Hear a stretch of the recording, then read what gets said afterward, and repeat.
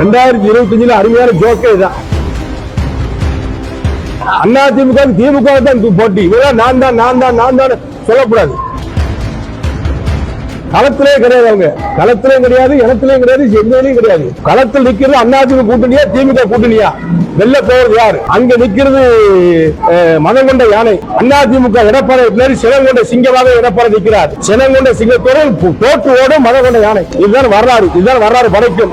அதிமுக வெல்லும், ஆட்சி அமைக்கும், எடப்பாடி முதலமைச்சராவார். ஆக எல்லா வழியிலும் பாதிக்கப்படுகின்ற மக்களை பாதுகாக்கின்ற தலைவர் பொதுச்செயலாளர் எடப்பாடியார் தான். அவர் தான் முதலமைச்சராக வர வேண்டும். சட்டமன்றத்தில் இன்னைக்கு கதாநாயகராக இருக்கிறார். திமுக ஆட்சியை இனிமே நீங்கள் பிடிச்சு தாங்க முடியாது.